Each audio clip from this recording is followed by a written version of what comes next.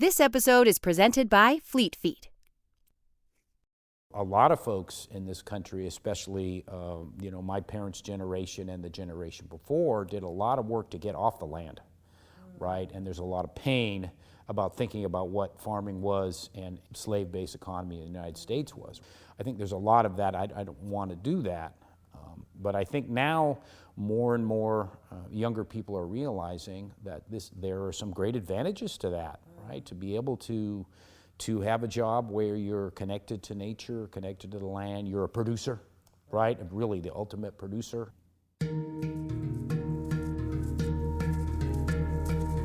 My name is Alison Mariella Désir, and this is Out and Back, a podcast exploring how Black, Indigenous, and other people of color are reclaiming space in the outdoors. Each episode, you'll hear their stories, and we'll get outside with them in their element.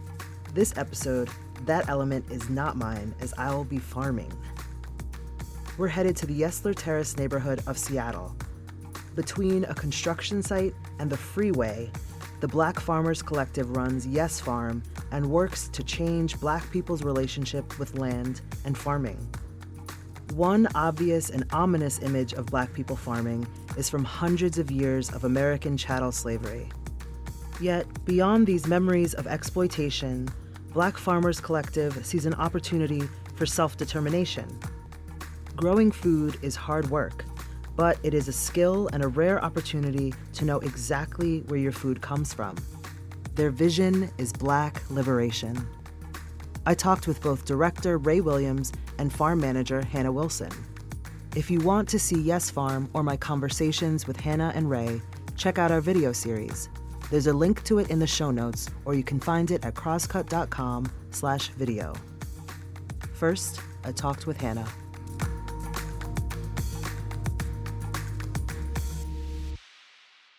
Hi, Hannah. Hey. So great to have you here. Thank you for having me. I would love to start by having you tell me a little bit about yourself and where we are today. Thank you. So my name is Hannah Wilson. I use they and them pronouns, and I'm the farm manager at Yes Farm, where I've been working for the last 2.5 years now. So it's my third season. And I was born and raised in California and moved out here, like 8 years ago now to go to school at the University of Washington. Okay. And while I was there, I was studying environmental science and minored in geography as well. So I was getting very interested in environmental justice while I was there. And then after I graduated, I got into farming. How does one just get into farming? Yeah, for me it was an accident for sure. The work that I was doing in the environmental field was pretty white. It was very based on sort of a narrow view of how we can take care of the land and take care of people. And I didn't necessarily feel safe or as my full self in all of those spaces, and didn't see leaders that looked like myself in the environmental work that I was doing. I kind of pivoted away from the more traditional environmental work and started doing more restoration that was based in doing like environmental education and like volunteer work. And then I ended up being in a position where one of our partners was Yes Farm, and I was helping them do some restoration work. And then the pandemic hit, and there was not really a role for me to play because my whole job was to just like gather people in a group and get them together. So I just really took that opportunity to like deep dive into farming, and I found that that's where I could do environmental work. I could work with people who looked like me, build community, and also like steward land at the same time. So you mentioned environmental justice. Can you break down for me, like what does that mean exactly? Yeah, so environmental justice is a movement around making sure that Black and brown people have access to clean air, clean water, green spaces, healthy food, based out of the knowledge that mostly Black and brown people are likely to be in places that are more polluted or are maybe what we might traditionally call food deserts or places impacted by food apartheid. And also acknowledging too, like the people who have the decision-making power around the way that our land is stewarded and the way that our environment is taken care of is not usually Black and brown people, and it's not based in the ancestral ways that we have been stewarding this land. It's more based in white supremacist practices and like colonization. Thank you for that. For me, it was eye-opening when I first learned that concept and looked around and thought, okay, I'm living in the Bronx. There's noise everywhere. There's trucks. We live by the projects. The streets are not well kept. There's garbage everywhere, and then there's police cameras everywhere. And you start to think, well, people don't live like this on Park Avenue, right? Yeah. And this is not an accident that Black and brown people are in these spaces. So it's really powerful that this is the kind of work that you do. What do you see as, the role of Yes Farm in all of this? Yeah, I think Yes Farm is so many like parts of environmental justice work. On a basic level, it's about growing food and stewarding the land in a way that is sustainable and mindful of the impacts that we're facing due to climate change, and then also due to being in the middle of the cities. So we're right next to a highway. We're just so wild. Yeah. When I saw it, I'm like, oh my gosh. Yeah, we're next to a major highway. We're next to several major construction sites. And we're also next to like giant hospitals and some encampments and downtown, just so many different impacts that we can be like kind of harmed by in many ways. So like with the freeway, the pollution is a big deal. Being next to the city streets, like we may be dealing with a lot of stormwater runoff as we live in a super rainy city. And then the noise impact too that you're talking about next to the construction sites is a big deal as well. So at Yes Farm, we're really seeing the ways that we can steward land and create sort of a sacred space for Black and brown leaders to take up space and steward the land that, in the way that our ancestors have wanted us to and knew how to do, and also make sure that we're feeding our communities, educating our community on how to do all of these things so that we can do it for ourselves and not have to rely on any type of institution to do it for us. So I see it as a way for us to practice self-determination and to build towards food sovereignty and Black liberation. And in terms of environmental justice, thinking about the ways that we can, teach our communities to test their soil and make sure there's not toxins in it. And then also thinking about how we can make this work that has, for a lot of Black and brown people, has like a very painful history, have a more healing, holistic aspect to it, has been another very important part of the work as well. And a lot of that is based in building community and not doing any of it alone, the way that capitalism would want us to do it, right? In my mind, I'm like, it's just farming, right? Yeah.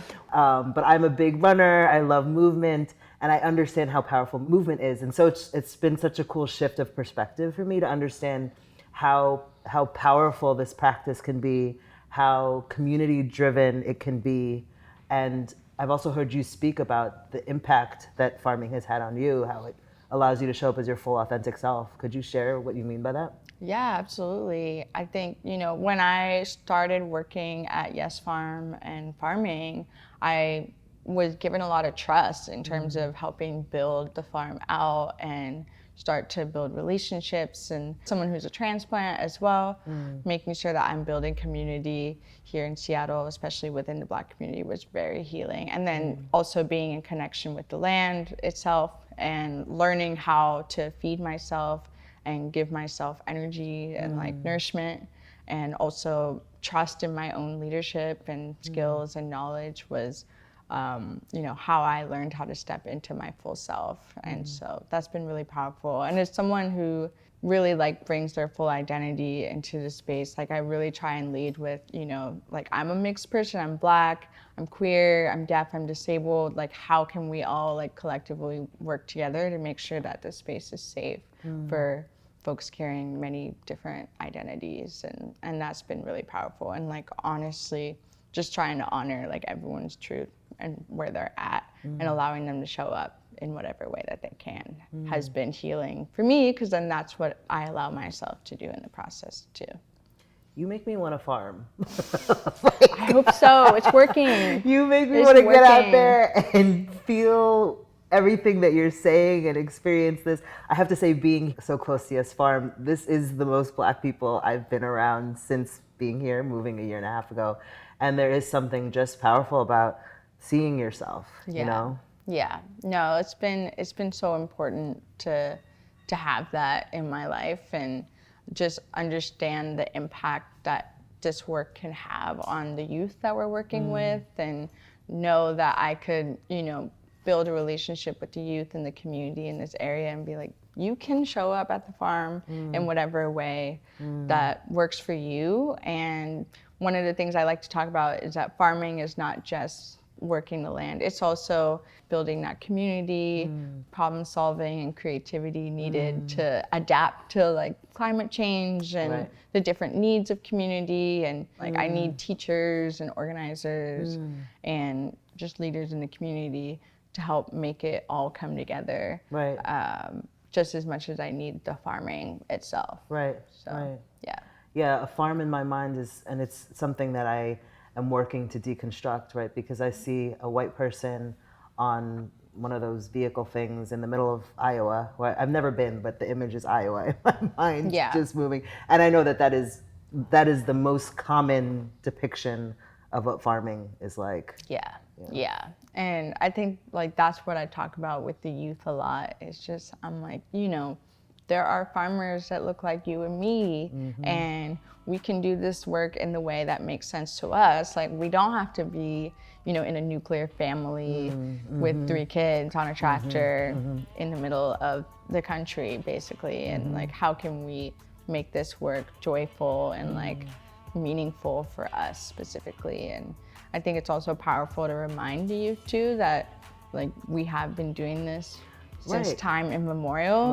This is something that our cultures and communities have been doing forever, and that power was taken away from us, and it's acknowledged that it is super powerful for us to steward the land. And so being able to bring it back into that context has been really cool, because I think that there's a reason why there's not very many Black farmers here.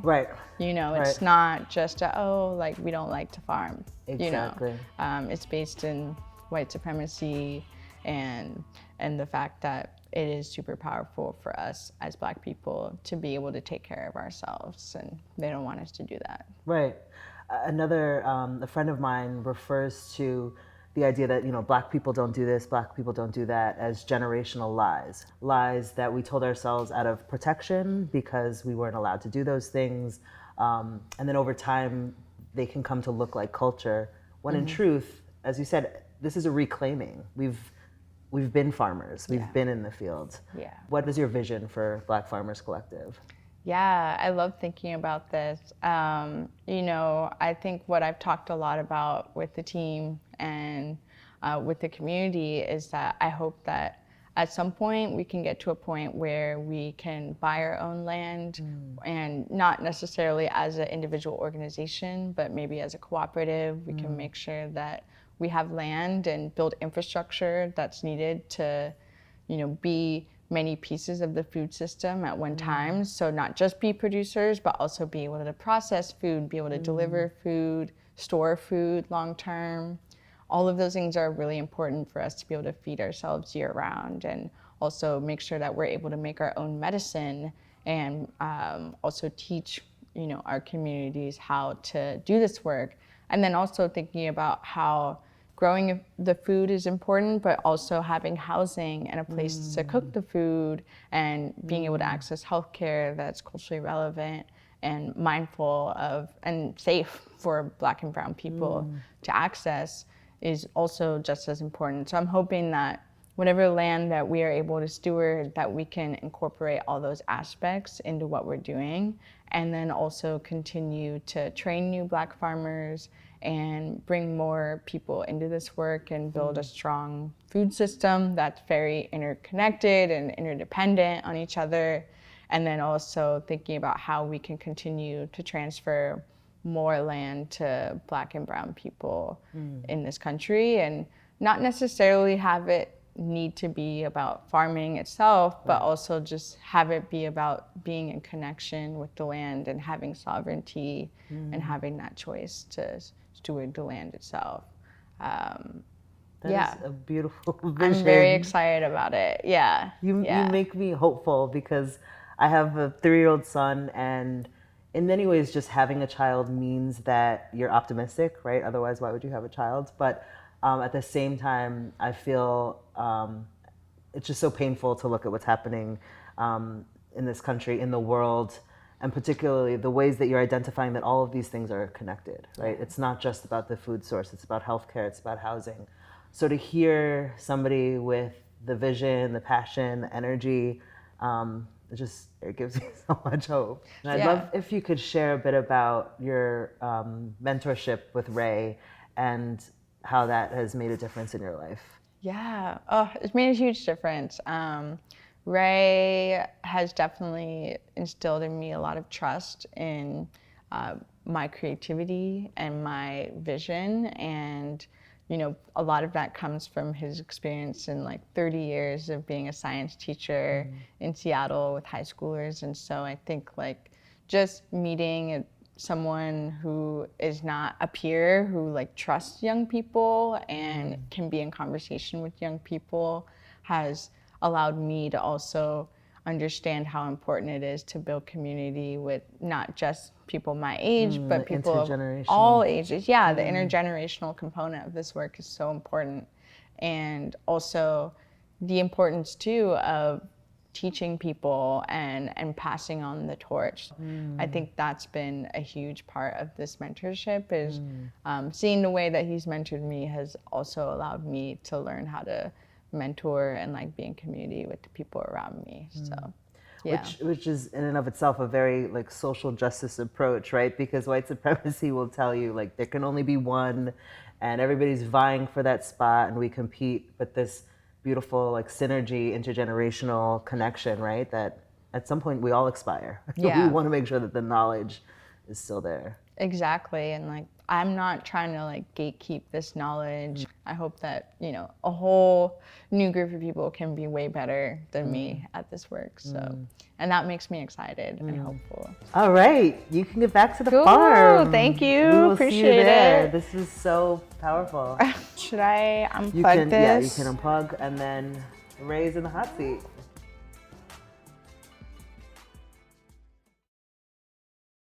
This episode is presented by Fleet Feet. Fleet Feet believes that running changes everything. We sell the shoes, apparel, and gear you need to get started.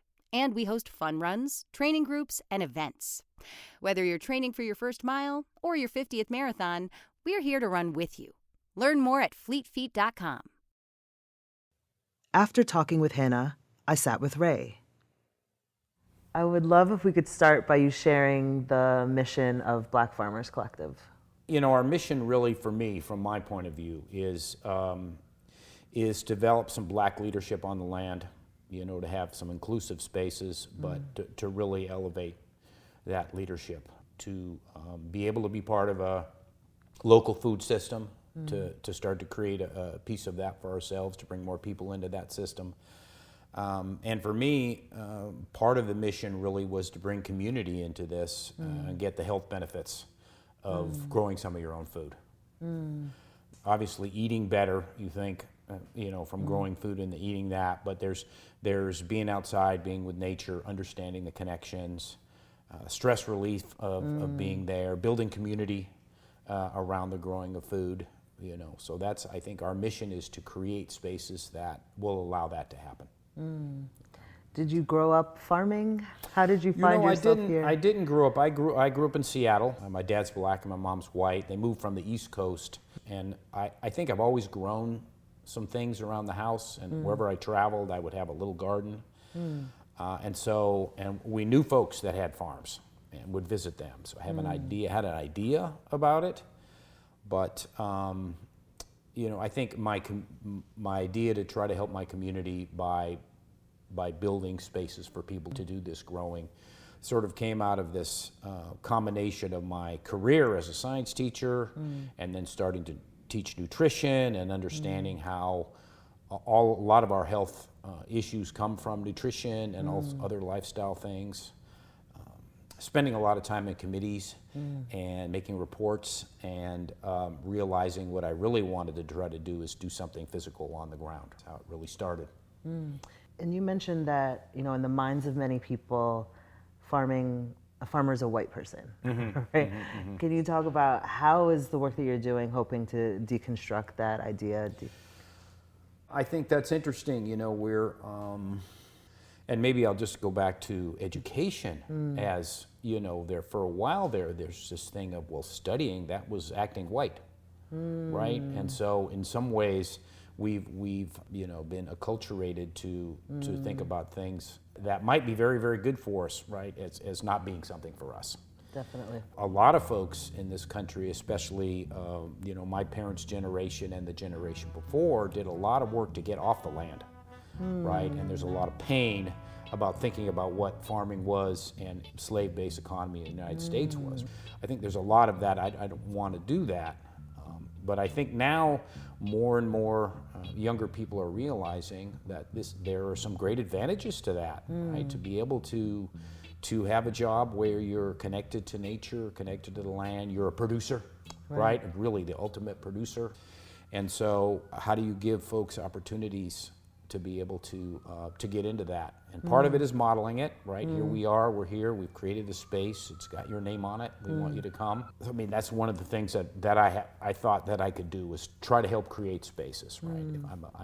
I like to build things, and after some experience building smaller community garden spaces, had the opportunity with some other community members to apply to create this Yes Farm space. And so that's something that now I've been working on for the last really 5 years. You said something really powerful about, our ancestors did everything they could to get away from the land. And now here we are recognizing, or now we're reclaiming the land. Could you say a bit more about that? Yeah, well, and I think not only that is that part of the history that we're taught has been to minimize, right, the contributions of black people in the United States, right? And so, we're not taught that the country basically was fed by the people that already knew how to grow rice that were brought over here. We are taught that there's this minimal sort of only labor around cotton. We're not taught about the genius that was brought over here. My brain is firing. I'm thinking about, I forget the person's name, but who was one of the inventors of peanut, Right. Peanuts, So, and I'm like, I remember learning that story when I was younger and thinking, because of the way that we're taught in school, how could somebody who came, has a ancestry of slavery be smart enough to come up with something like that? Right.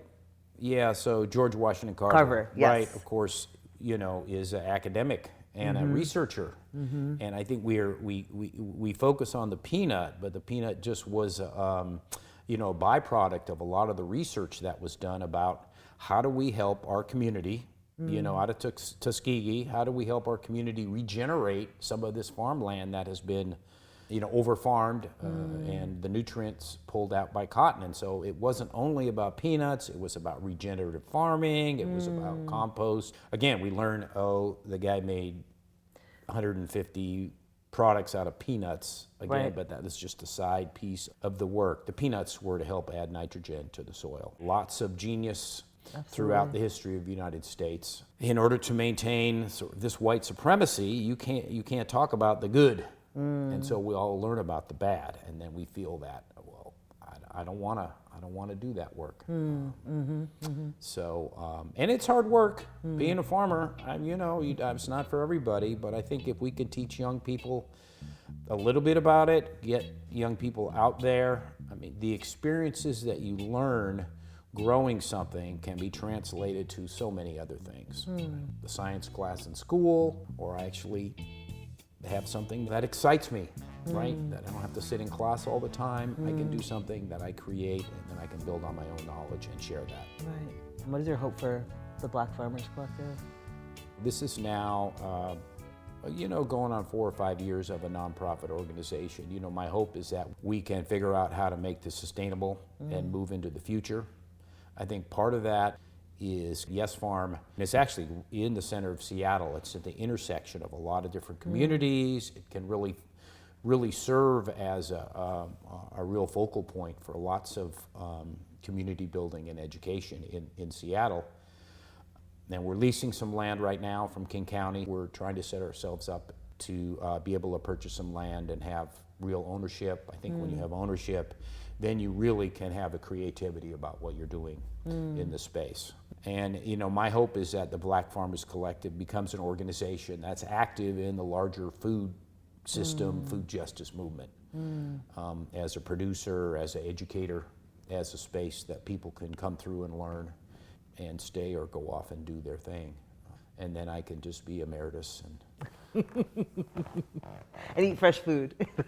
eat some fresh food, eat good food. Can you just describe to me or explain what is food justice? In the United States, right, we've really been separated from our food, right? What we've created a situation where the people that grow our food are lower second class, not even eligible for minimum wage, right?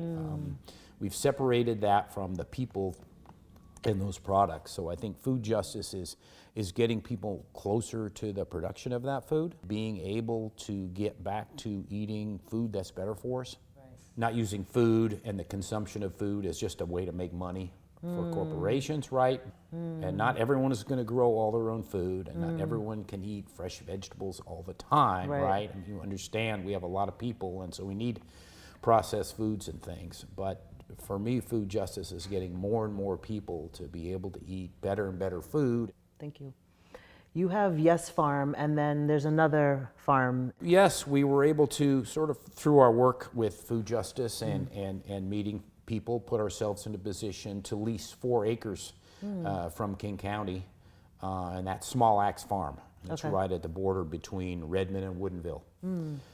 And so we're in our real second year of production out there. And so we have a farm manager and opportunity to grow more and more food there. And it's a large enough space so that we can create spaces for other folks to farm. Oh, wow. So if they want to try to grow some of their own traditional foods and sell that, that's a model that we're trying to develop. How do you bring folks together? And again, it's the Black Farmers Collective, so we're really looking at as primarily supporting folks from the diaspora, whether it's folks that were born here or folks that have immigrated, to create a community there where farmers can share. I mean, we have a tractor, so you don't need to buy a tractor. We can help you plow your land, and then we can share opportunities, and folks that have a lot of farming experience can come in and farm, but we can help them, what is it like to grow in the Northwest, right, as opposed to where you're from. What can you grow? How do you grow that? So that's, to me, another, just a great opportunity to bring cultures together. I think especially African American and African cultures have been separated. And there's some mistrust and tension there, and so this is another opportunity to get people together on the land, working together to try to build more connections across that community.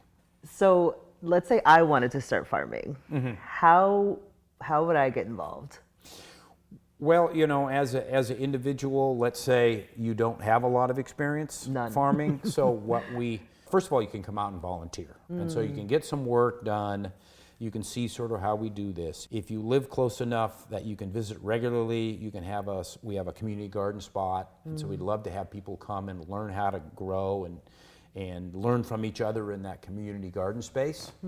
I think if someone got very, very interested in that, we actually have some of our farm crew are really interns, and they're going through our developing education program about how to be a farmer and what it is to farm. So you might then say, wow, I'd like to try to be an intern and actually work and learn from some farmers. You might possibly want to have a space out at Small Axe Farm where you started doing some of your own farm work versus the Small Axe Farm work. You may meet some other folks that you want to go cooperatively together and use that as a launching pad to get some other farm and create more and more, you might get a little tired and say, look, I want to do more marketing.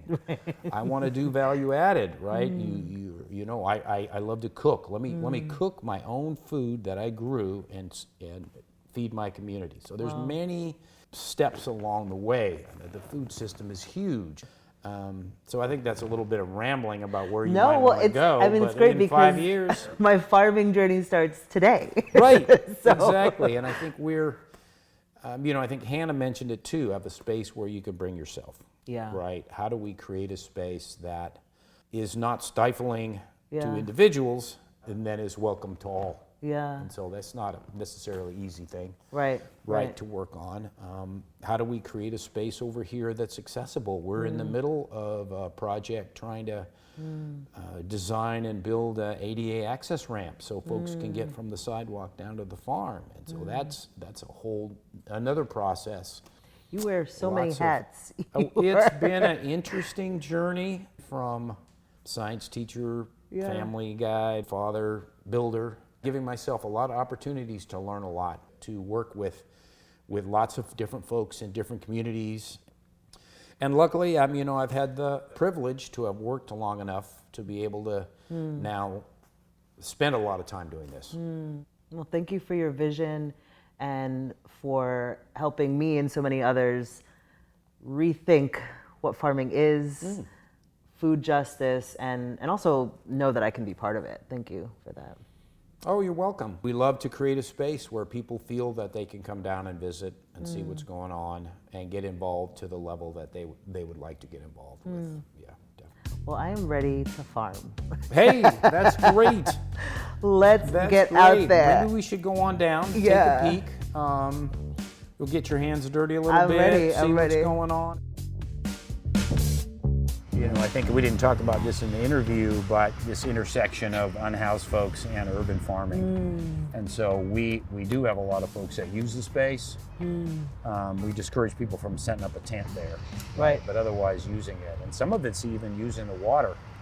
So when, you know, we have really hot summer, and so we have definitely found that some of our water supply has been used for bathing, right? And you see some shampoo next to the cistern and some pink water, you know that someone is cleaner than they were, right? Because which is a blessing. which it is. Yeah. You know, I think originally there's this frustration about having a space and doing a lot of work and, you know, this ownership piece, right? And now you say, wait a minute, let's make sure these are filled when we leave so somebody can not get dehydrated. I wouldn't want people to drink out of the cistern, but you know, at least having some services. Yeah, which, I mean, ultimately you're doing the job of the city, right? But that is also, that's mutual aid, that's collective action. It is, and I do need to put that together and send them a bill. Yes. I think which would be fun. Yeah. And then here's a spot which is really for the community gardens, and we actually built them out of the plywood that was left over when SHA boarded up the buildings. Oh, wow. So they, you know, a 4x8 sheet of plywood, cut off a piece, throw it in the yard. And so we collected them and made these beds. These Very are 4 years smart. old. Yeah. Wow, and like literally the freeway. The freeway. Can you tell me about the noise? It's almost impossible to talk, to think in this space. As the guy's hammering Right. We knew that there was going to be some freeway noise, and I think over the course of the time you sort of get used to a little bit of that. We also chose some certain areas that are less noisy, right, to try to set up for conversations and things like that. We also have the construction next to us, and that's definitely added another layer, really to the point that we're spending less time here during the week because of the construction noise, and that's only going to get worse as they start to work on the metal. And then modify what you're doing. I think that new space we looked at down below is very loud, Right. and so that's then a piece of the environment that you have to try to figure out, well, how are you going to mitigate that? Is that the space that we try to do a greenhouse to seal it off, or is it just a space that we have less maintenance, so you don't have to be there that much? Right. Plant some things that are that will help us out, but again, you don't have to tend it as much. So yeah, noise is a real issue here. We're in the middle of the city, and there are definitely a lot of environmental impacts. We've tested the soil, and we've added a lot of new soil, which has helped dilute it. So the soil is pretty good. We've also tested the actual plants that maybe would take up any of the heavy metals, and there's also petroleum fractions. And so the plants aren't taking up any of that. Oh, great. So, you're not eating 100% of your meals off of here as well. Right. We do suggest that people wash them, right? Right. We were by a plot of land before that to me did not say farm. It said just, it's gone, it's done. But how do you see potential in this space? Well, right. I think that's a piece of being able to take a look at something and see what it might be. That comes from experience of being places and seeing what someone else can do. I had the opportunity and the desire to travel. And when I do that, I oftentimes try to find an urban farm or farms to take a look at, right, to see what people do. So you get a vision of what might be. And then practice of actually turning spaces into gardens, then you start to see it. Right. That's one of the things I wish we were able to give kids more, or anyone more experience with, is seeing something other than where they're living. Because then you have a vision of what something can be. And if you see it and study it and like it, you may come home and say, wow, there's only a few steps for me to get towards seeing that. I think that's for me. So, and a lot of years of building, Right. allows me to say, yeah, I'll do it. And I don't know, a little craziness to say, sure, I'll do it. Yeah. Along with then the integrity of at least trying to make it work, Yes. right? Because if you say you want to do it, then you try to make it work. Yeah. Well, thank you so You're much welcome. for this Thanks tour. for coming down to the farm. This It's will really not been a be great... my last time. Well, and I think, hope you come back. Yeah. Tell your friends. Yeah. We have open days on Saturdays from 10 to 3, a volunteer, and you don't have to work too hard. You just come down and hang out if you want. People bring their kids, I would and they do a love little that. work and run around and play. And then, if people want to get involved, then there's various levels all the way to having your own plot and trying to grow some food for yourself and your community. Awesome. Thank you Thanks. so much, Ray. Great to see you. Yeah, it's been a pleasure.